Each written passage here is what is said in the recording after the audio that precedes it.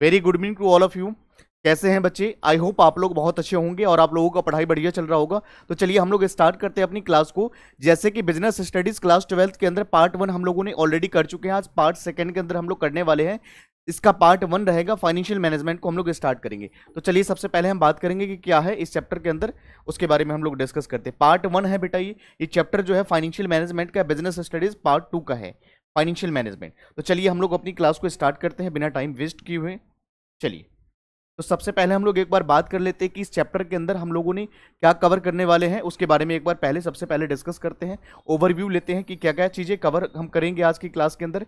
तो सबसे पहले definition of financial management, financial management की डेफिनेशन के बारे में सबसे पहले बात करेंगे। उसके बाद ऑब्जेक्टिव्स के बारे में हम बात करेंगे, किसकी? तो फाइनेंशियल मैनेजमेंट। उसके बाद हम बात करेंगे ऐसा कौन सा की पॉइंट्स है फाइनेंस फंक्शंस के अंदर, उसके बारे में हम लोग डिस्कस करेंगे।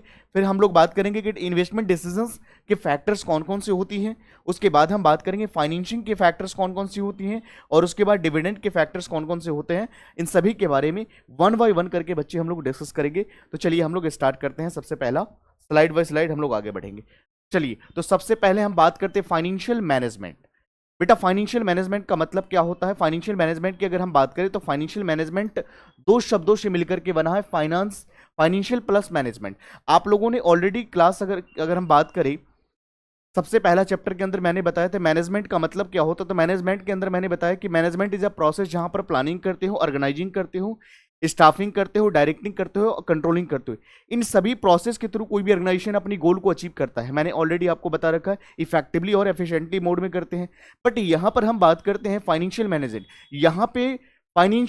यहां पर भी फाइनेंशियल जो वर्ड जो है उसे हमें मैनेज करना होता है, अपनी फाइनेंस को मैनेज करना होता है। तो यहां पर हम लोग जानेंगे कि फाइनेंशियल मैनेजमेंट क्या होता है। ये दो शब्दों से मिलकर के financial plus management. Management already आप लोगों ने समझ रखा है कि सबसे पहले मैनेजमेंट करने से पहले प्लानिंग करते हैं, फिर ऑर्गेनाइजिंग करते हैं, फिर स्टाफिंग करते हैं, फिर डायरेक्टिंग करते हैं, फिर कंट्रोलिंग करते हैं। यहां पर भी फाइनेंस को आप क्या करते हैं? मैनेज करने के लिए प्लानिंग तो करेंगे ना। आप अपने पैसे को कहां पे इन्वेस्ट कर सकते हैं, आपके पास बेस्ट अल्टरनेटिव कौन सा वे है जहां पर आप कर सकते हैं, ज्यादा आपको रिटर्न्स मिले, उस चीज को पहले आप एनालिसिस करेंगे ना। हम इसको क्या कहते हैं बेटा? फाइनेंशियल मैनेजमेंट कहते हैं। तो चलिए सबसे पहले हम लोग डेफिनेशन पॉइंट पे आते हैं कि फाइनेंशियल मैनेजमेंट का मतलब क्या होता है। फाइनेंशियल मैनेजमेंट रेफर्स टू यहां पर प्लानिंग करते हैं बेटा, उसके बाद ऑर्गेनाइजिंग करते हैं, उसके बाद डायरेक्टिंग करते हैं एंड कंट्रोलिंग। इन प्रोसेस के थ्रू क्या करते हैं? फाइनेंशियल एक्टिविटीज यहां पर प्लानिंग करते हैं, ऑर्गेनाइजिंग करते हैं और कंट्रोलिंग करते हैं। प्लानिंग, ऑर्गेनाइजिंग, डायरेक्टिंग, कंट्रोलिंग के थ्रू क्या करते हैं? किसकी हम एक्टिविटी, कौन सी एक्टिविटी को कर रहे हैं? तो financial activity such as procurement and utilisation of funds. यहां पर हम क्या कर रहे हैं? फंड्स को क्या कर रहे हैं, कैसे हम इन्वेस्ट कर सकते हैं, कैसे हम इसको यूटिलाइज कर सकते हैं, इसके बारे में हम लोग सीखेंगे। तो उसके बाद हम बात करेंगे it is essential for making the informed decision that affects the overall financial health. इससे क्या होगा? ओवरऑल फाइनेंशियल हेल्थ के ऊपर क्या ऑर्गेनाइजेशन।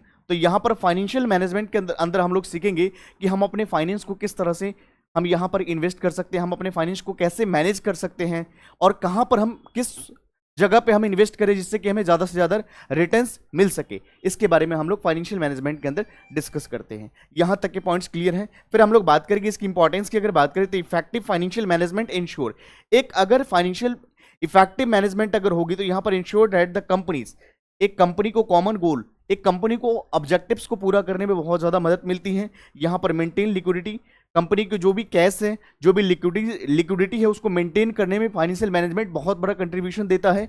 उसके बाद अगर हम बात करें प्रॉफिटेबिलिटी की, बात करें contributing the long term sustainability, तो इन सभी में किसका हेल्प होता है बेटा? Financial management. तो फाइनेंशियल मैनेजमेंट के अंदर हमने बताया कि यहाँ पर क्या होता है? प्लानिंग करते हैं, ऑर्गेनाइजिंग करते हैं, डायरेक्टिंग करते हैं और कंट्रोलिंग के थ्रू फाइनेंशियल एक्टिविटीज, जिसके अंदर हम प्रोक्यूरमेंट करते हैं, यूटिलाइजेशन करते हैं, फंड्स की यहाँ पर यूटिलाइजेशन करते हैं।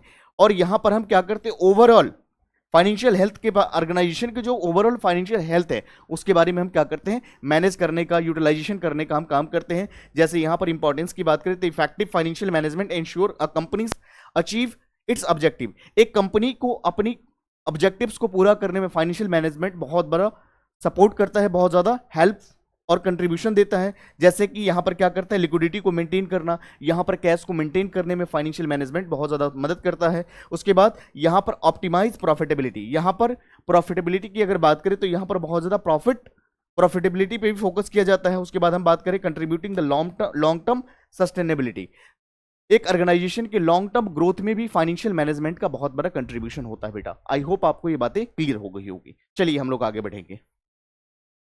उसके बाद हम लोग बात करते हैं, यहां पे अगर हम बात करें फाइनेंशियल मैनेजमेंट के अंदर मीनिंग ऑफ फाइनेंशियल मैनेजमेंट की अगर हम बात करें यहाँ पे, तो डेफिनेशन में अगर बात करें financial management involves, financial management के अंदर क्या चीजें इन्वॉल्व होती है उसके बारे में बात करेंगे। मैनेजिंग द ऑर्गेनाइजेशनल फाइनेंस, यहां पर अगर फाइनेंशियल मैनेजमेंट के अंदर अगर बेटा अगर हम बात करें तो यहां पर ऑर्गेनाइजेशनल के जो भी अगर हम फाइनेंशियल स्टेटस, ऑर्गेनाइजेशन की जो भी फाइनेंशियल रिक्वायरमेंट्स है, फाइनेंशियल फंड्स है, उसको मैनेज करने का काम हम करते हैं टू अचीव द गोल।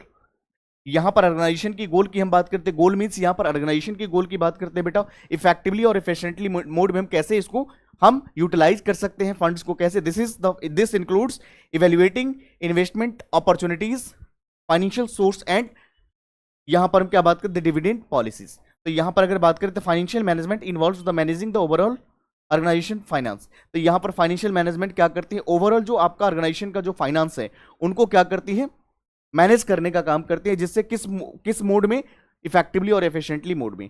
यहां पर हम क्या करते हैं, इसके अंदर क्या क्या चीजें आते हैं, अपॉर्चुनिटीज भी आते हैं, financial and source of dividend policies. तो ये सारे के सारे क्या बेटा डेफिनेशन है। आई होप आपको ये पॉइंट्स क्लियर हो गया होगा कि ओवरऑल फाइनेंशियल मैनेजमेंट क्या करता है, मैनेज करता है किसको, तो फंड्स को, ऑर्गेनाइजेशन की। उसके बाद हम कुछ की एलिमेंट्स की बात करें, कुछ इसेंशियल एलिमेंट्स की हम बात कर रहे हैं फाइनेंशियल मैनेजमेंट के अंदर, जिसमें सबसे पहले हम बात करेंगे फाइनेंशियल प्लानिंग, फाइनेंशियल एक्टिविटी। सबसे पहले हम क्या करते हैं, प्लान करते हैं फाइनेंशियल एक्टिविटीज को। उसके बाद हम क्या करते हैं, कोऑर्डिनेटिंग रिसोर्सेस, यहां पर रिसोर्सेस को हम कोऑर्डिनेट करने का काम करते हैं बेटा। उसके बाद हम क्या करते हैं, मॉनिटरिंग फाइनेंशियल परफॉर्मेंस, यहां पर हम क्या करते हैं, फाइनेंशियल परफॉर्मेंस को मॉनिटर करने का हम काम करते हैं। तो यहां पर 3 एस्पेक्ट है जिसको हम लोग डिस्कस करेंगे वन बाय वन करके। सबसे पहले financial planning, financial activities, second में कोऑर्डिनेटिंग रिसोर्सेस, उसके बाद यहां पर क्या करते हैं हम, monitoring financial performance. Financial planning, financial activities के अंदर हम क्या बात करते हैं कि हमारे पास जो फाइनेंस है हम उसको कैसे यहां पर इन्वेस्ट करें, कहां इन्वेस्ट करें। तो यहां पर सबसे पहले हमें क्या करना होगा, प्लानिंग करना पड़ेगा फाइनेंशियल एक्टिविटीज के अंदर। उसके बाद यहां पर हम क्या करेंगे, कोऑर्डिनेट करेंगे अपने रिसोर्सेज को। उसके बाद हम क्या करते हैं बेटा, मॉनिटरिंग करते हैं फाइनेंशियल परफॉर्मेंस को। यहां पर फाइनेंशियल परफॉर्मेंस को हम क्या करते हैं, मॉनिटर करने का काम करते हैं। तो ये सारे के सारे आपका क्या है, की एलिमेंट। सबसे पहले प्लानिंग करोगे, प्लानिंग जब तक करोगे नहीं कि अपने पैसे को कहां पे यूटिलाइज करोगे, कैसे करना है, तो सबसे पहले फाइनेंस की प्लानिंग करनी होती है, किस सोर्स में हमें करना है, कोऑर्डिनेट करना होता है, जो हमारे पास रिसोर्सेज है, जो हमारे साधन है, हम उसको एलोकेट करते हैं, डिस्ट्रीब्यूट करते हैं। और मॉनिटरिंग का मतलब होता है कि फाइनेंशियल हमारी परफॉर्मेंस है उसको मॉनिटर करने का। जैसे कि बेटा आप लोग जब स्कूल में जब पढ़ाई करते थे तो आपकी क्लास के अंदर भी एक मॉनिटर हुआ करता था। मॉनिटर वो पर्सन होता है जो पूरे क्लास को रिप्रेजेंट करता है। तो यहां पर मॉनिटरिंग करना, जो फाइनेंशियल परफॉर्मेंस की बात करें, ऑर्गेनाइजेशन की परफॉर्मेंस की हम बात करें, कैसे हमें मॉनिटरिंग करना है, ये सारे के सारे किस में आते हैं, ये 3 एस्पेक्ट है। तो यहां पर की एस्पेक्ट ऑफ फाइनेंशियल मैनेजमेंट, पहला financial planning, financial activities, second है कोऑर्डिनेटिंग रिसोर्सेज, उसके बाद मॉनिटरिंग फाइनेंशियल परफॉर्मेंस। चलिए आगे बढ़ेंगे। उसके बाद बेटा हम बात करते हैं ऑब्जेक्टिव ऑफ फाइनेंशियल मैनेजमेंट, क्योंकि जिंदगी में कोई भी काम करने का बेटा मकसद होता है, कोई भी ऑब्जेक्टिव्स होता है। तो यहां पर फाइनेंशियल मैनेजमेंट का क्या ऑब्जेक्टिव्स होता है, इसका क्या कंट्रीब्यूशन है एक ऑर्गेनाइजेशन के अंदर, उसके बारे में हम लोग डिस्कस करेंगे बेटा। तो चलिए सबसे पहला अगर हम बात करें तो सबसे पहला एक प्राइमरी ऑब्जेक्टिव्स है, फाइनेंशियल मैनेजमेंट का क्या प्राइमरी ऑब्जेक्टिव्स है उसके बारे में बात करेंगे। उसके बाद हम बात करेंगे सेकेंडरी ऑब्जेक्टिव्स। सेकेंडरी ऑब्जेक्टिव्स क्या है फाइनेंशियल मैनेजमेंट का, तो सबसे पहले हम लोग बात करते हैं प्राइमरी ऑब्जेक्टिव क्या होता है, ये कौन सा मुख्य रूप से जो सबसे पहले प्राइमरी ऑब्जेक्टिव हमें फुलफिल करना होता है ऑर्गेनाइजेशन के अंदर। उसके बाद हम सेकेंडरी ऑब्जेक्टिव्स को हम डिस्कस करेंगे। सबसे पहला क्या होता है, इंश्योर प्रॉफिटेबिलिटी। आपको किस पे जोर देना पड़ेगा, प्रॉफिटेबिलिटी। तो यहां पर a key goal is to generate sufficient income. एक ऑर्गेनाइजेशन के अंदर अगर हम बात करें, सफिशिएंट इनकम आएगा तभी जब, अगर मान लीजिए यहां पर प्रॉफिटेबिलिटी की अगर हम बात करें, तो जब ऑर्गेनाइजेशन में अगर मान लीजिए सफिशिएंट फंड नहीं होगा, जब इनकम नहीं होगा, तो ऑर्गेनाइजेशन के भी कुछ खर्चे होते हैं, डे टू डे एक्टिविटीज के अंदर हम खर्च करते हैं। तो यहाँ पर उन सभी को रिकवर करने के लिए, उसको कवर करने के लिए हमें कुछ एक्सपेंस भी होती है। To create profit and stakeholders, profitability is a vital business survival and growth. तो इससे क्या होता है, जब आप प्रॉफिटेबिलिटी को ध्यान रखो कि कोई भी ऑर्गेनाइजेशन जो अपने जब फंड्स को इन्वेस्ट करती है तो ग्रोथ और प्रॉफिटेबिलिटी पे ज्यादा फोकस करती है। तो यहां पर हमें सबसे पहले क्या करना होता है कि जो हम यहां पर हमारा सबसे पहला गोल क्या है, प्रॉफिटेबिलिटी। तो यहां पर हम क्या करेंगे, the goal is generate sufficient income. यहां पर हमारा क्या होना चाहिए, sufficient income to cover expenses to create profits and stakeholders. Profitability is a vital process for survival. यहां पर प्रॉफिट की अगर हम बात करें तो सर्वाइवल और ग्रोथ में बहुत ज्यादा हमें मदद करती है। उसके बाद हम बात करते हैं मेंटेन लिक्विडिटी। यहां पर मेंटेन लिक्विडिटी का मतलब होता है यहां पर ऑर्गेनाइजेशन के अंदर हमें कैसे लिक्विडिटी को मेंटेन करना है उसके बारे में बात करते हैं। Ensure that the organisation has enough cash. क्या ऑर्गेनाइजेशन के पास सफिशिएंट कैश है क्या यहां पर, जिससे कि हम शॉर्ट टर्म जो भी हमारे ऑब्लिगेशंस हैं, जो भी हमारे खर्चे हैं, उनको हम पे कर सके, जैसे कि paying the bills, salaries, crucial daily operation. तो यहां पर हमारे ऑर्गेनाइजेशन के पास लिक्विडिटी भी होना पड़ेगा, जिससे कि डे टू डे एक्टिविटी में जो हम करते हैं उसमें जो खर्चे होते हैं उसको रिकवर हम कर सके। तो सबसे पहले एक ऑर्गेनाइजेशन के अंदर जब अगर हम बात करते हैं फाइनेंशियल मैनेजमेंट के ऑब्जेक्टिव्स की, तो सबसे पहले प्राइमरी ऑब्जेक्टिव में आता है एंश्योर प्रॉफिटेबिलिटी। सबसे पहले हमें फोकस करना पड़ेगा प्रॉफिटेबिलिटी पे। उसके बाद हम ग्रोथ के, उसके बाद हम क्या करेंगे, मेंटेन लिक्विडिटी, कि जो हमारे ऑर्गेनाइजेशन के अंदर छोटे छोटे जो खर्चे हैं उनको रिकवर करने के लिए हमारे पास क्या सफिशिएंट फंड है या नहीं, उसके बारे में हम डिस्कस करते हैं। फिर उसके बाद हम बात करते हैं बेटा सेकेंडरी ऑब्जेक्टिव्स क्या है एक ऑर्गेनाइजेशन का। सेकेंडरी ऑब्जेक्टिव्स क्या होता है, तो मैक्सिमाइजिंग शेयर होल्डर्स वेल्थ। सबसे पहले हम क्या करते हैं, जो हमारे शेयर होल्डर्स होते हैं उनकी वेल्थ को कैसे हम मैक्सिमाइज करते हैं, हम उसके बारे में बात करते हैं। The ultimate aim is to enhance the market value. Ultimate objective क्या होता है फाइनेंशियल मैनेजमेंट का, कि मार्केट की जो वैल्यू है उसको एनहेंस करना of the shares and ensure that the investor receive the good returns. एक इन्वेस्टर्स तभी इन्वेस्ट करेगी जब उसको बेटर रिटर्न्स मिलेगा, तभी तो इन्वेस्ट करेगी।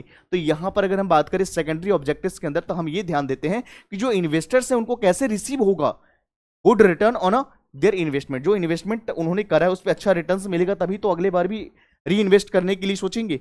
Which can lead the long term support, जिससे क्या होगा, लॉन्ग टर्म सपोर्ट होगा एंड फंडिंग। तो यहां पर फंडिंग में आपको लॉन्ग टर्म सपोर्ट करने में आपको हेल्प होगी। तो ये क्या है, प्राइमरी और सेकेंडरी दो ऑब्जेक्टिव्स है। आई होप आपको ये दोनों पॉइंट्स क्लियर हो गया होगा।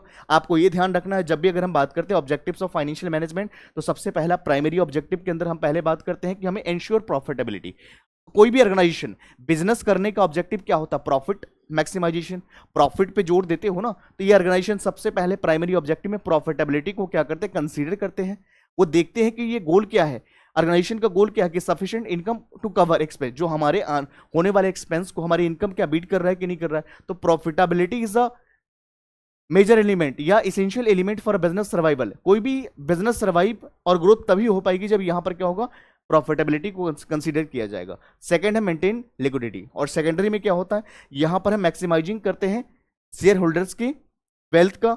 और यहां पर हम देखते हैं कि कैसे हम अपने इन्वेस्टर के, जो जिन्होंने इन्वेस्ट करा है हमारी कंपनी के अंदर, उसके पैसे को कैसे हम बेटर रिटर्न्स दे सकते हैं, जिससे कि आगे जाकर के वो री इन्वेस्ट भी कर सके। तो ये सारे के सारे बेटा ऑब्जेक्टिव्स हैं किसका, फाइनेंशियल मैनेजमेंट का। चलिए आगे बढ़ते हैं।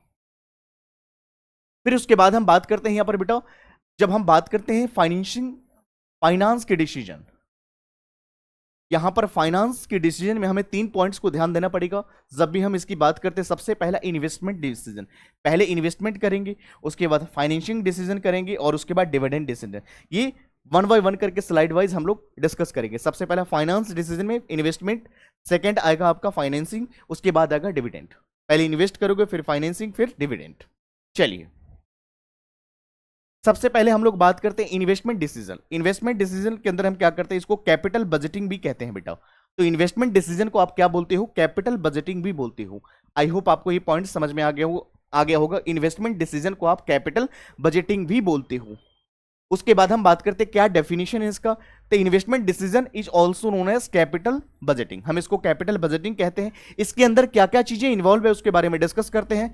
Involve evaluating potential long terms, यहां पर long term investment and determining the allocation of funds to these products. तो यहां पर अगर हम बात करते हैं तो यहां पर क्या होता है, लॉन्ग टर्म विजन होता है, long term investment and determining the allocate of funds of the project. यहाँ पर अगर इन्वेस्ट, कोई भी इन्वेस्टर अगर इन्वेस्ट करना चाहती है तो सबसे पहले ये क्या देखती है यहाँ पर कि जो हम इन्वेस्ट कर रहे हैं इसका क्या हमारा ऑब्जेक्टिव, क्या लॉन्ग टर्म ही इन्वेस्ट विजन ही तो होता है कि हमारा कितना रिटर्न्स मिलेगा। अगर लॉन्ग टर्म में अगर हम इन्वेस्ट करना चाहते हैं तो हमें कितना बेटर रिटर्न्स मिल सकता है, क्या हमें फायदा होगा, और जो हमें यहाँ पर फंड मिलेगा उसको कैसे हम डिटरमाइन कर सकते हैं, कैसे एलोकेट कर सकते हैं ऑफ दिस फंड।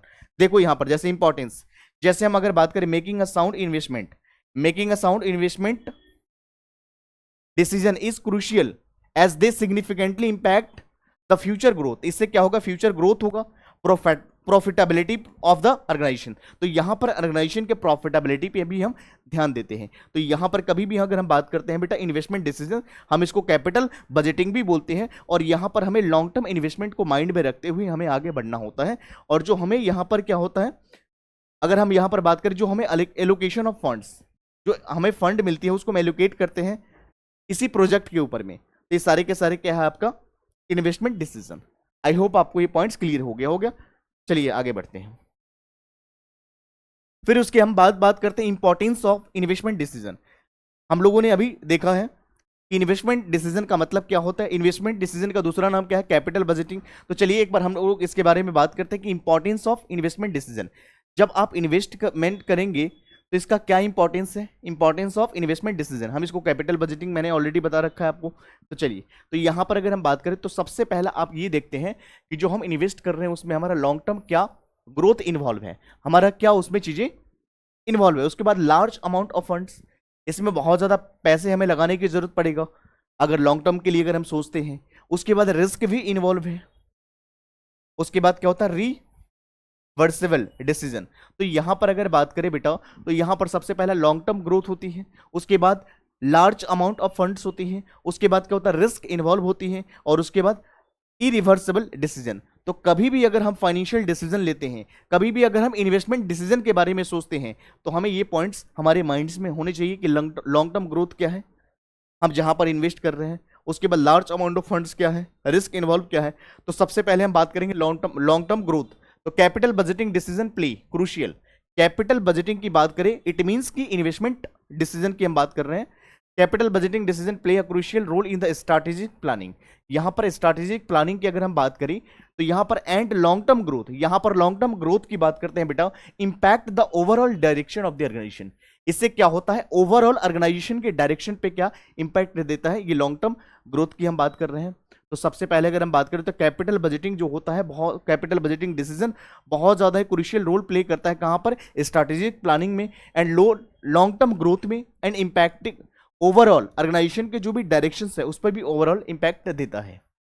उसके बाद लार्ज अमाउंट ऑफ फंड्स की अगर हम बात करें बेटा तो these decision typically involve the significant investments necessitates carefully evaluations to avoid the financial mismanagement. तो इससे क्या होता है, लार्ज ऑफ अमाउंट्स की अगर हम यहां पर बात करें तो यहां पर these decision typically involve the significant investment. तो यहां पर बहुत ज्यादा इन्वेस्टमेंट, इसमें necessitates careful evaluation to avoid, इससे क्या हम कर सकते हैं, अवॉइड कर सकते हैं financial mismanagement.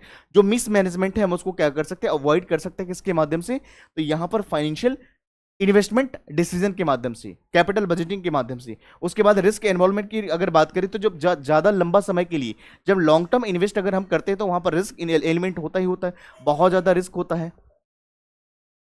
Long term nature of this investment means that the organisation must assess potential risk, ये रिस्क हमेशा रहेगा।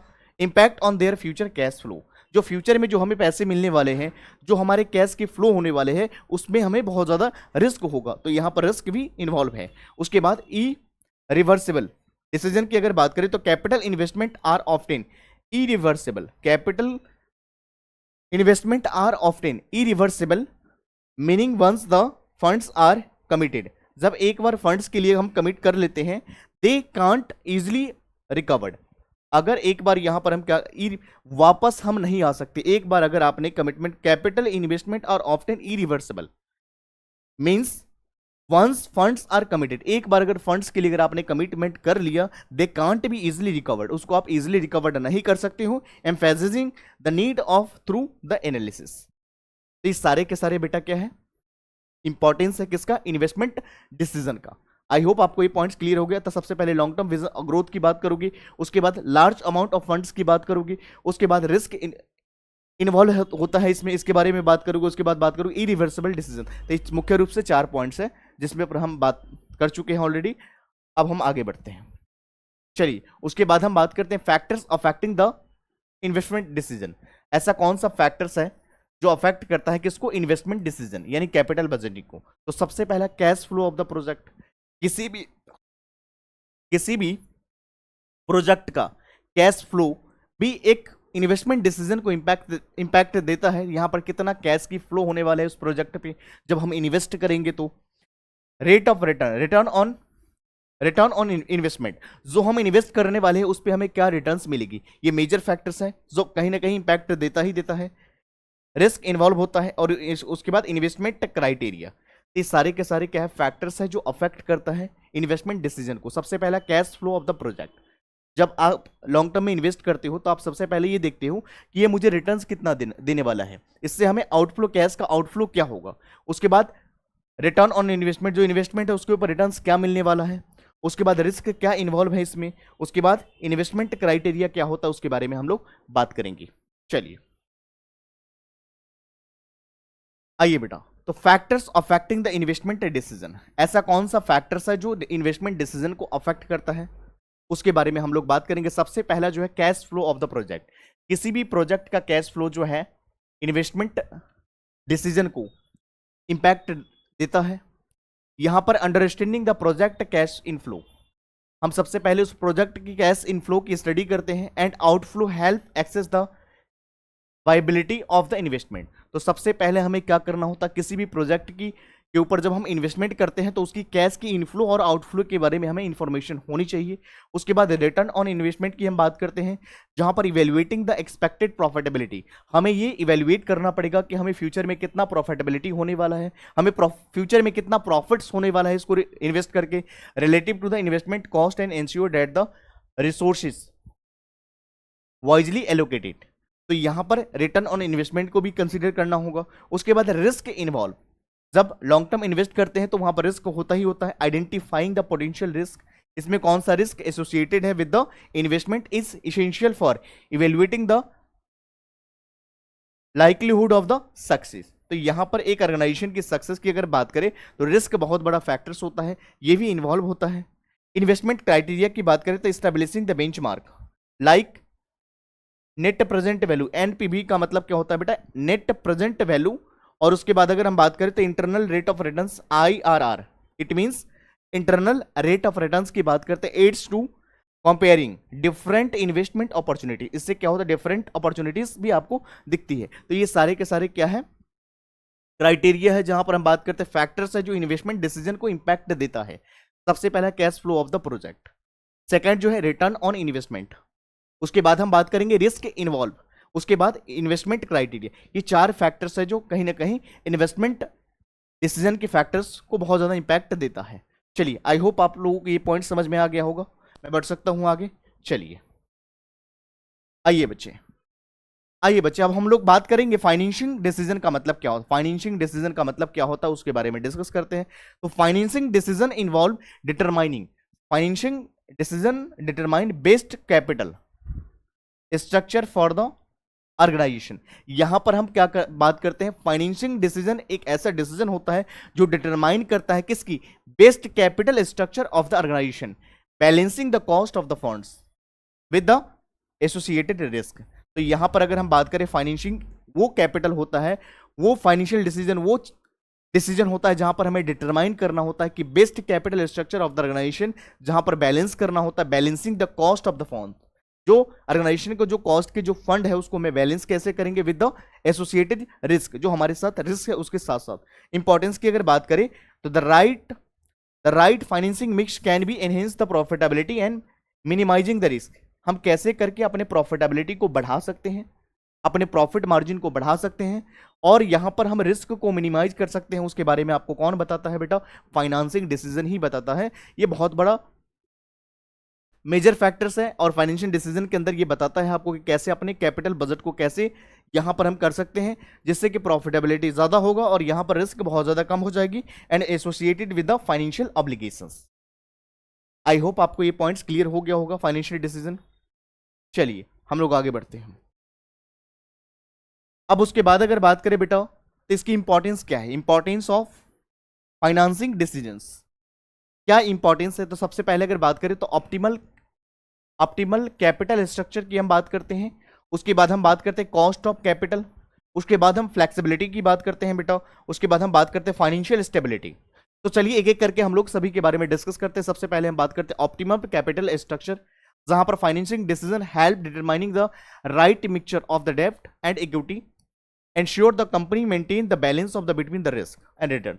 कंपनी क्या करती है यहाँ पर, बैलेंस करती है किसके बीच में, रिस्क एंड रिटर्न के बीच में क्या करती है, बैलेंस करने का काम क्या करती है। तो सबसे पहले कैपिटल ऑप्टिमम कैपिटल स्ट्रक्चर की अगर बात करें तो financial decision have the determine to right mixture of डेब्ट एंड इक्विटी। यहां पर हमें कितना देना है और कितना यहां पर हमारी इक्विटी की बात करें, इक्विटी यहां पर शेयर होल्डर की अगर बात करें यहां पर तो ये ओनर होते हैं कंपनी के, और यहां पर अगर हम डेब्ट की बात करें तो यहां पर लोन की हम बात करते हैं। एंश्योरिंग द कंपनी मेंटेन्स, कैसे करके हमें इन दोनों चीज को कैसे हम बैलेंस कर सकते हैं, डेब्ट और इक्विटी को कैसे बैलेंस करने का जो काम है एक कंपनी के अंदर, वो कौन बताता है आपको, तो फाइनेंशियल डिसीजन आपको बताता है। उसके बाद cost of the capital, these decision directly impact the overall cost of capital. ये एक ऐसा ऑर्गेनाइजेशन होता है जो डायरेक्टली इंपैक्ट देता है overall cost of the capital, influencing the profitability and financial health. तो ये अगर हम बात करें प्रॉफिटेबिलिटी पे तो capital, cost of capital influencing the profitability and financial health, तो ये इस पे इंपैक्ट देता है। उसके बाद अगर बात करें फ्लेक्सिबिलिटी तो financial decision provide organisation with the flexibility to response the changing market condition. यहां पर मार्केट की कंडीशन बेटा फिक्स नहीं रहता, ये चेंजेस होती रहती हैं टाइम के साथ साथ। तो यहां पर क्या होता है, हमें अपॉर्चुनिटीज भी हमें दिखती हैं, तो ये फ्लेक्सिबल नेचर के होते हैं, ये फ्लेक्सिबिलिटी होती है। उसके बाद फाइनेंशियल स्टेबिलिटी की अगर बात करें तो proper financing decision contribute the financial stability, proper financing decision contribute, अगर प्रॉपर तरीके से अगर आपने फाइनेंसिंग करी है तो यहां पर क्या होगा, फाइनेंशियल स्टेबिलिटी आपको प्रोवाइड करेंगे। Ensure that the organisation can meet the obligation, organisation के जो भी खर्चे हैं, जो भी ऑब्लिगेशन है उसको मीट कर सकते हैं हम अगर अच्छी तरीके से हमने फाइनेंशियल प्लानिंग करी होगी। तो यहां पर सबसे पहले हम क्या करेंगे, ऑप्टिमल कैपिटल स्ट्रक्चर, उसके बाद कॉस्ट ऑफ कैपिटल, उसके बाद फ्लेक्सिबिलिटी और उसके बाद लास्ट में फाइनेंशियल स्टेबिलिटी। तो ये सारे के सारे क्या है बेटा, इंपॉर्टेंस है किसका, फाइनेंशियल डिसीजन का। आई होप ये सारे पॉइंट्स आप लोगों को क्लियर हो गया होगा। मैं बढ़ सकता हूं आगे, चलिए। उसके बाद हम बात करते हैं कि ऐसा कौन सा फैक्टर्स अफेक्टिंग फाइनेंशियल डिसीजन को अफेक्ट करने वाला ऐसा कौन सा फैक्टर्स है बेटा। सबसे पहला क्या, कॉस्ट है, उसके बाद हम बात करेंगे रिस्क, उसके बाद हम कैश फ्लो पोजीशन, फ्यूचर में हमें कैश की फ्लो क्या पोजीशन मिलेगी, उसके बाद हम बात करेंगे कंट्रोल की कंसिडरेशन क्या होता है, उसके बाद फ्लोटेशन कॉस्ट क्या होती है, उसके बाद हम बात करेंगे फिक्स ऑपरेटिंग कॉस्ट किसे बोलते हैं, उसके बाद हम बात करेंगे बेटा स्टेट ऑफ कैपिटल मार्केट। ये सारे के सारे मुख्य रूप से हमें पॉइंट्स है factors affecting the financial decision, cost, risk, cash flow positions, उसके बाद control consideration, flotation cost, fix operating cost क्या होती है, उसके बाद स्टेट ऑफ कैपिटल मार्केट। ये सारे के सारे फैक्टर्स है जो अफेक्ट करता है फाइनेंशियल डिसीजन मार्केट्स को। चलिए बेटा एक एक करके हम लोग डिस्कस करते हैं सभी के बारे में। तो सबसे पहले अगर हम बात करें तो यहां पर हम सबसे पहले अगर बात करें यहां पर factors affecting the financial decision, तो सबसे पहला क्या है, कॉस्ट क्या होता है बेटा। ये कॉस्ट जो होता है अगर हम बात करें फाइनेंशियल डिसीजन के अंदर बहुत बड़ा रोल प्ले करता है। सबसे पहले इसके बारे में हम बात करते हैं, before making any financial decision, कोई भी डिसीजन लेते हैं फाइनेंशियल डिसीजन, इससे पहले it is crucial to analyse the cost involve. जब हम बात करते हैं कैपिटल डिसीजन, फाइनेंशियल डिसीजन जब हम लेते हैं यहां पर, तो हम क्या करते हैं, सबसे पहले हमें ये देखना, फाइनेंशियल डिसीजन लेने से पहले हमें ये सोचना पड़ेगा कि यहां पर कितने कॉस्ट की इन्वॉल्वमेंट है।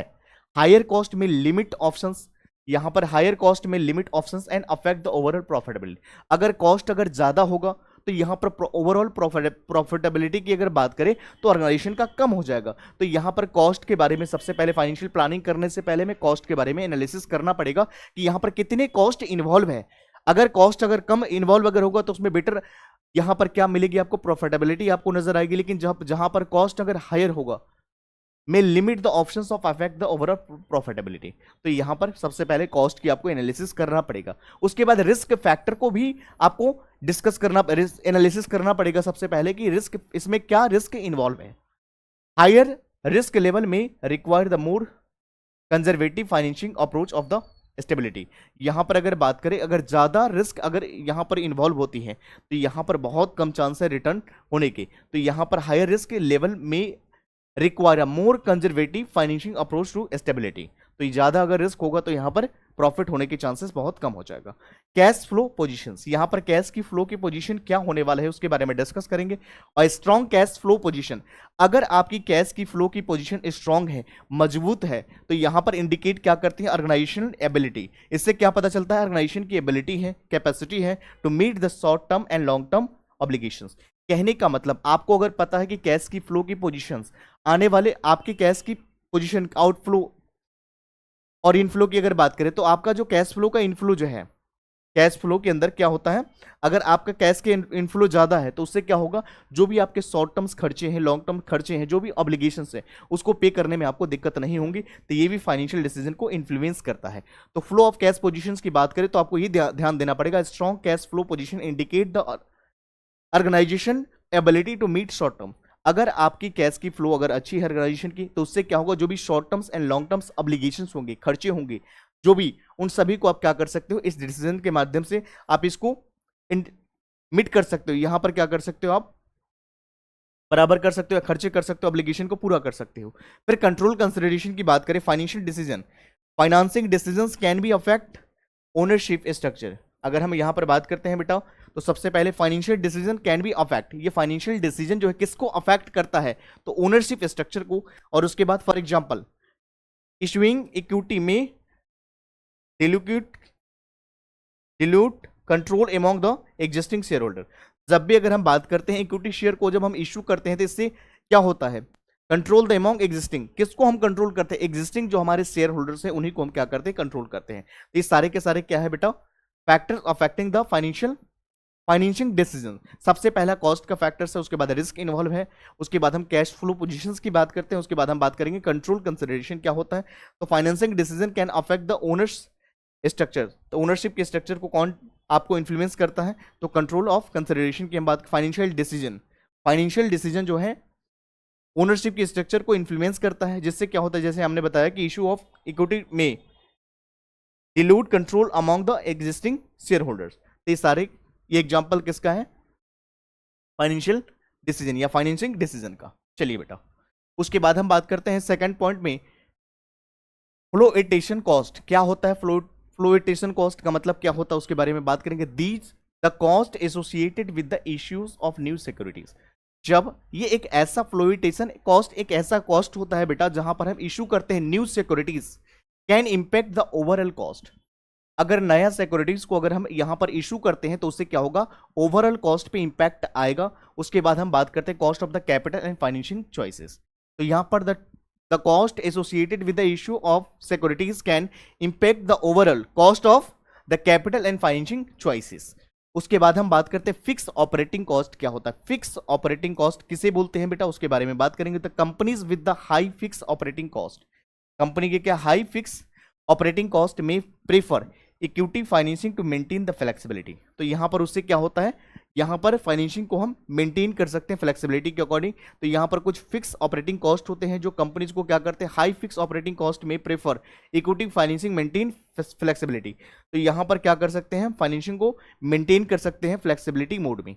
उसके बाद हम बात करते हैं स्टेट ऑफ कैपिटल मार्केट क्या होता है। स्टेट ऑफ कैपिटल मार्केट का मतलब क्या होता है बेटा, तो यहां पर आप favourable capital market can provide the easier access to financing influencing the decision to raise the funds. कैसे करके, अगर मान लीजिए मार्केट की कंडीशन फेवरेबल है तो उस कंडीशन में क्या होगा, आप कैसे अपने अपने फाइनेंशियल एक्टिविटीज के अंदर अपने कैप जो फंड्स है उसको कैसे आप रेज कर सकते हो, कैसे, या तो डेब्ट होगा या तो इक्विटी होगा, उसके बारे में हम लोगों ने डिस्कस किया। तो यहां पर फाइनेंशियल डिसीजन की अगर बात करें तो यहां पर हमें यह भी समझना होता है कि जब चीजें फेवरेबल होता है, कंडीशन हमारी फेवरेबल है, तो उस कंडीशन में हम क्या करते हैं, अपने फंड्स को रेज कर सकते हैं थ्रू, चाहे वो डेब्ट के थ्रू चाहे इक्विटी के थ्रू।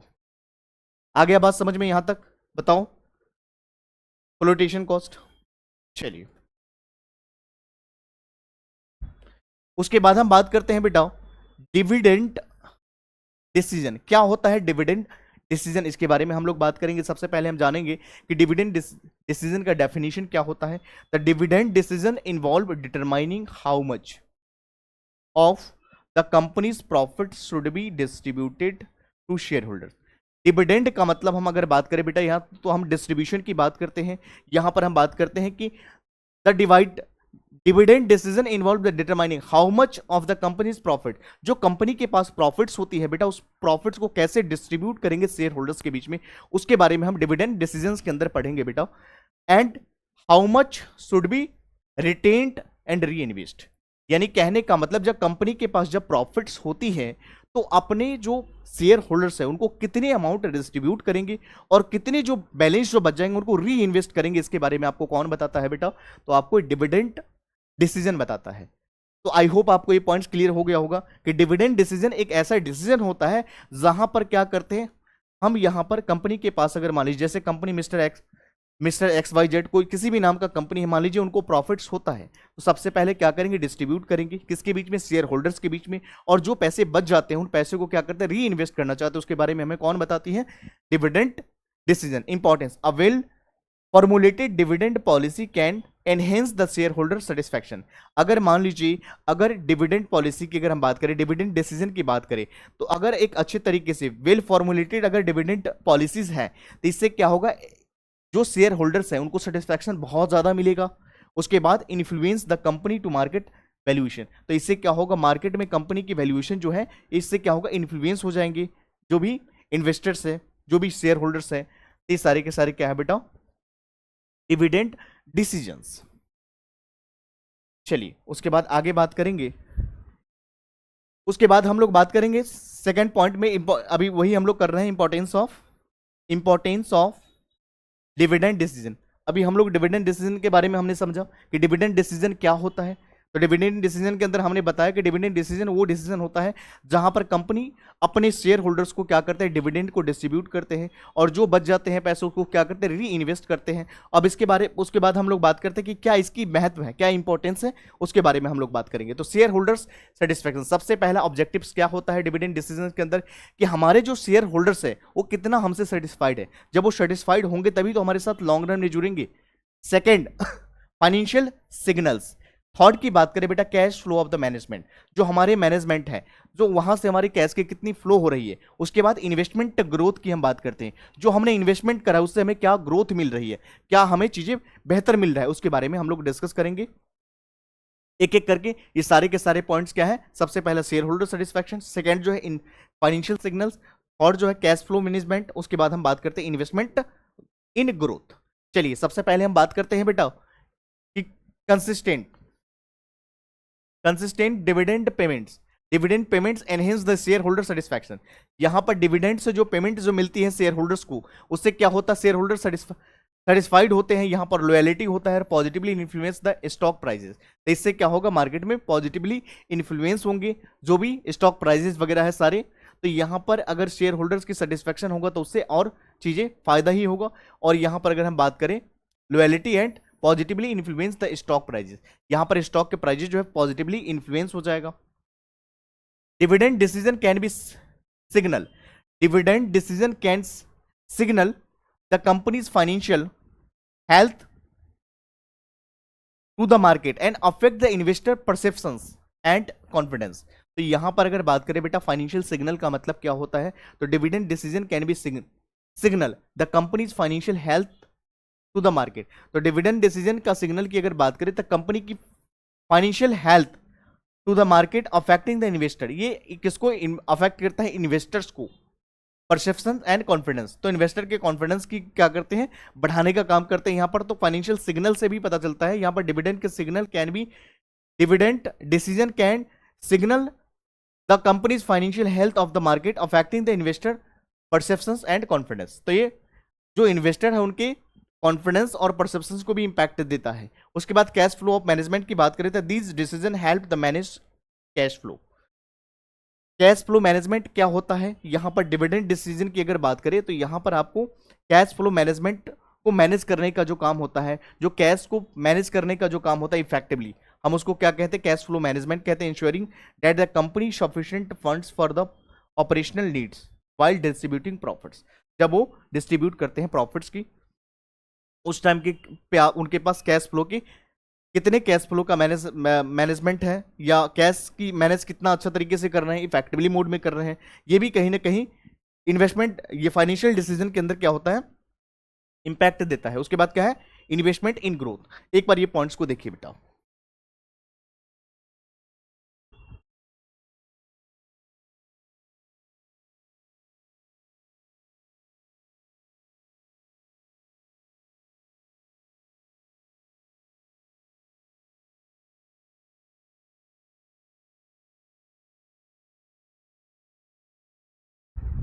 चलिए, तो इन्वेस्टमेंट ग्रोथ की भी हम बात करते हैं यहां पर, बैलेंसिंग डिविडेंड विद द री इन्वेस्टमेंट। यहां पर इन्वेस्टमेंट इन ग्रोथ, इन्वेस्टमेंट में ग्रोथ कब आएगी, जब डिविडेंड विद द री इन्वेस्टमेंट, जब आप डिविडेंड जो आपको मिलेगा उसको री इन्वेस्टमेंट करोगी, और ensure that the company has to resources needed for the future growth. Company क्या करती है, रिसोर्सेज को क्या करती है, फ्यूचर नीड के अकॉर्डिंग यहां पर ग्रोथ में इसका यूज करते हैं।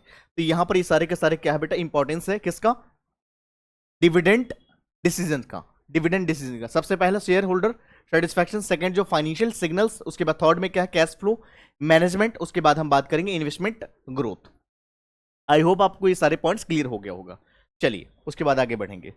उसके बाद हम बात करते हैं कि ऐसा कौन सा फैक्टर्स है जो डिविडेंड डिसीजन को इंपैक्ट देता है, ऐसे कौन से फैक्टर्स हैं जो डिविडेंड डिसीजन को इंपैक्ट देता है। तो सबसे पहला अर्निंग की हम बात करेंगे, फिर उसके बाद स्टेबिलिटी ऑफ अर्निंग की बात करेंगे, फिर उसके बाद कैश फ्लो पोजीशंस की बात करेंगे बेटा, उसके बाद ग्रोथ अपॉर्चुनिटीज की हम बात करते हैं, उसके बाद हम स्टेबिलिटी ऑफ डिविडेंड की बात करते हैं, उसके बाद प्रेफरेंस ऑफ शेयर होल्डर की बात करते हैं, टैक्सेशन पॉलिसीज की बात करते हैं, एक्सेस टू कैपिटल मार्केट की बात करते हैं, लीगल रिस्ट्रिक्शंस की बात करते हैं, और उसके बाद कॉन्ट्रैक्चुअल कंस्ट्रेंट की हम बात करते हैं, और उसके बाद स्टॉक मार्केट रिएक्शंस की हम बात करते हैं।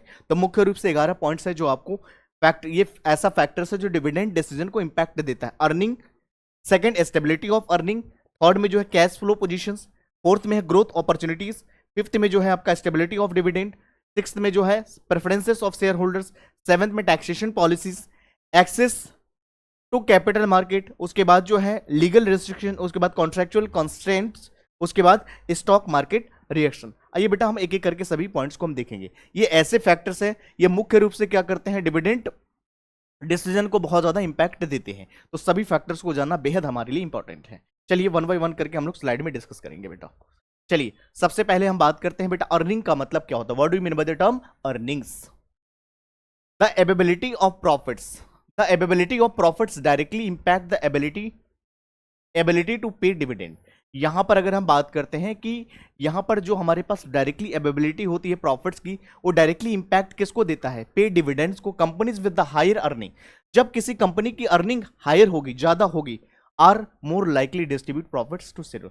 जब कंपनी के पास ज्यादा फायदा होगा, जब कंपनी के पास ज्यादा प्रॉफिट्स होगी, तभी तो अपने शेयर होल्डर्स को डिस्ट्रीब्यूट करेंगे ज्यादा। जब उनके पास होगा ही नहीं तो क्या डिस्ट्रीब्यूट करेंगे। तो सबसे पहले अर्निंग्स को ध्यान में रखना पड़ेगा। जब भी हम डिविडेंड डिसीजन की बात करते हैं तो सबसे पहले अर्निंग को ध्यान देना होता है कि हमारे पास अगर मान लीजिए ज्यादा प्रॉफिट्स अवेलेबल है तो हम ज्यादा अपने जो भी हमारे शेयर होल्डर्स हैं उनको हम ज्यादा डिस्ट्रीब्यूट करेंगे। तो इससे क्या होगा, distribute profits to share holders. But कम होगा तो हम कम करेंगे, ज्यादा करेंगे अगर डिस्ट्रीब्यूट तो उससे क्या होगा, ज्यादा सेटिस्फेक्शन उनको मिलेगा, तो और भी लोग हमारी कंपनी में इन्वेस्ट करेंगे। स्टेबिलिटी ऑफ अर्निंग की बात करते हैं तो क्या होता है, स्टेबिलिटी ऑफ अर्निंग की बात करते हैं बेटा, companies with the stable earning, company की जो स्टेबल अर्निंग होती है, more likely to maintain the constant of dividend pay out. जो भी अगर हम यहां पर बात करते हैं डिविडेंड डिसीजन के अंदर, जो भी हम यहां पर बात करते हैं companies with the stable earning, company की अगर अर्निंग स्टेबल है तो ये इससे क्या साबित होता है कि maintain the consistent dividend pay out. जो भी कंसिस्टेंटली जो भी पे आउट्स वगैरह है उसको क्या करते हैं, पे यहां कंपनी डिविडेंड पे आउट्स करती है, प्रोवाइडिंग री एश्योरेंस ऑफ टू इन्वेस्टर। तो यहां पर क्या होते हैं, जो भी इन्वेस्टर है उसको री एश्योरेंस देते हैं, ये भरोसे प्रोवाइड कराती है स्टेबिलिटी ऑफ अर्निंग। तो यहां पर क्या होता है, मेंटेन करते हैं हम क्या पर dividend pay outs and providing री एश्योरेंस ऑफ द इन्वेस्टर्स। उसके बाद हम बात करते हैं बेटा कैश फ्लो की पोजीशंस की हम बात करते हैं। तो a strong cash flow is a crucial pray. अगर कैश फ्लो पोजीशंस की बात करें तो strong cash flow is a crucial paying dividends if the cash flow is a insufficient. जब आपके पास कैश की फ्लो बहुत ज्यादा कम होगी, इवन प्रॉफिटेबल कंपनीज में delay and reduce the dividend pay out. तो जब कंपनी के पास पे आउट ही कम होगी, तो कंपनी पे आउट अगर जब कम होगी तो क्या करेगी, कंपनी कम ही तो पे करेगी। तो यहाँ पर strong cash flow is a crucial paying dividend. अगर आपकी कैश की फ्लो अगर स्ट्रांग होगी तो आप ज्यादा ही पे करोगे। If the cash flow is insufficient, cash flow अगर आपका कम होगा, इवन प्रॉफिटेबल कंपनीज में डिले और रिड्यूस, तो यहां पर क्या, या तो डिले कर देंगे या तो क्या कर देंगे, reduce the dividend pay out. इससे लोगों का सेटिस्फेक्शन कम हो जाएगा, भरोसे कम हो जाएगी। अपॉर्चुनिटीज एंड ग्रोथ में क्या डिविडेंड डिसीजन कैसे इंपैक्ट देता है उसके बारे में बात करेंगे बच्चे।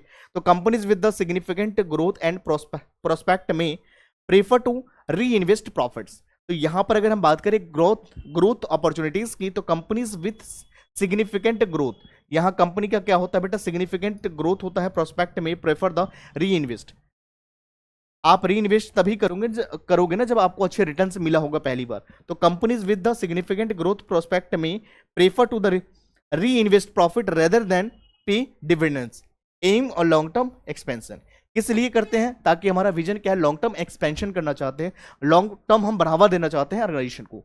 तो सबसे पहला अर्निंग है, सेकंड है स्टेबिलिटी ऑफ अर्निंग, थर्ड में क्या है कैश फ्लो पोजीशन, और फोर्थ में क्या है ग्रोथ अपॉर्चुनिटीज। चलिए नेक्स्ट पॉइंट पे हम लोग आगे बढ़ेंगे बच्चे। फिर हम लोग बात करते हैं स्टेबिलिटी ऑफ डिविडेंड का मतलब क्या होता है।